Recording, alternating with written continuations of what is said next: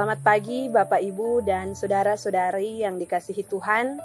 Mari kita mengawali hari kerja dan aktivitas kita dengan bersama-sama merenungkan firman Tuhan yang telah dipersiapkan oleh Pendeta Sony Kristiantoro MSI. Bahan bacaan dalam kitab Filipi 4 ayat 1. Karena itu, saudara-saudara yang dikasihi dan yang kurindukan, sukacitaku dan mahkotaku, berdirilah juga dengan teguh dalam Tuhan, hai saudara-saudaraku yang kekasih. Judul renungan saat ini, Pembawa Sukacita. Di sekitar kita, tidak jarang kita temukan sosok-sosok yang membawa sukacita, namun cukup banyak juga sosok yang mendatangkan kejengkelan atau perasaan sebal. Kita bisa melihat kenyataan yang terjadi di sekitar kita. Ada orang-orang dan kelompok yang sangat menjengkelkan dan menyebalkan kita.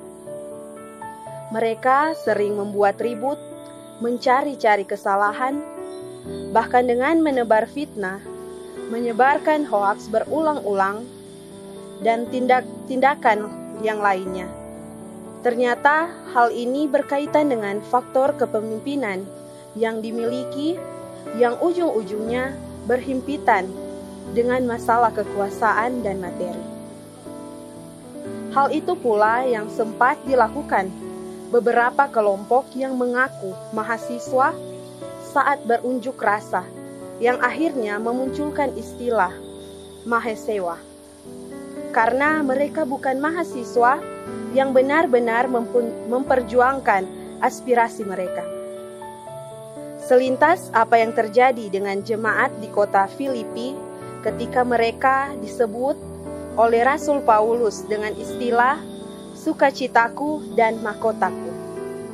Seolah menggambarkan bahwa mereka sangat membanggakan dan membawa dampak positif bagi sesamanya. Memang hubungan Paulus dengan jemaat ini terjalin baik melalui dukungan finansial terhadap pelayanan Paulus.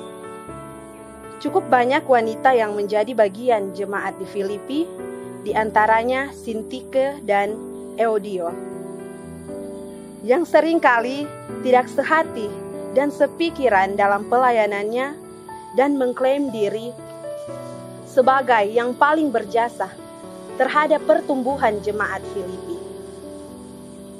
Selain itu, terdapat sekelompok orang yang menantang Paulus di dalam kitab Kisah Para Rasul pasalnya yang pertama ayat 27 sampai 30 dan pasalnya yang kedua ayat 21. Kritikan Paulus yang cukup tajam terdapat dalam kitab Filipi 3 ayat 2. Hati-hatilah terhadap anjing-anjing, hati-hatilah terhadap pekerja-pekerja yang jahat, hati-hatilah terhadap penyunat-penyunat yang palsu.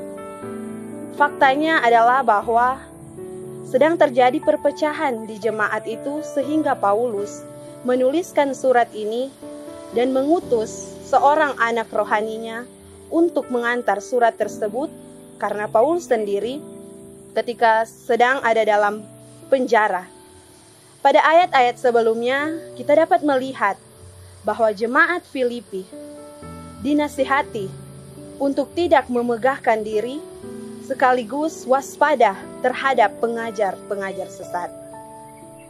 Saudara-saudara yang berkati dan dikasihi Tuhan Yesus Kristus, bacaan kita menjadi nasihat-nasihat terakhir sebelum Paulus mengakhiri suratnya.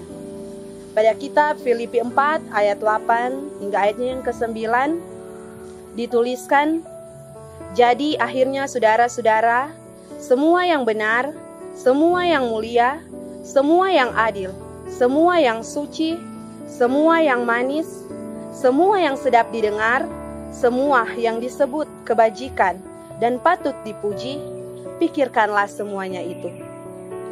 Maka Allah, sumber damai sejahtera, akan menyertai kamu. Dari penjelasan di atas, kita diajak untuk benar-benar menjadi umat yang percaya, yang membawa sukacita bagi Tuhan dan sesama melalui kehidupan dan segenap karya pelayanan kita. Tentu hal itu akan terjadi ketika kita mau memikirkan dan melakukan hal-hal yang baik dan positif yang diungkapkan pada ayat 9. Meskipun tidak mudah, semoga kita diberi kemampuan untuk terus membawa sukacita bagi Tuhan dan sesama. Menjadi refleksi saat ini, menghadapi godaan dunia, tetaplah berdiri teguh karena Tuhan sumber damai sejahtera menyertai kamu. Mari kita berdoa. Ya Tuhan Yesus Kristus, mampukan kami untuk menjadi pribadi atau sosok yang membawa sukacita dan mau terus mengevaluasi diri, meskipun kita tidak akan pernah bisa memuaskan semua pihak. Terpujilah nama Tuhan. Amin.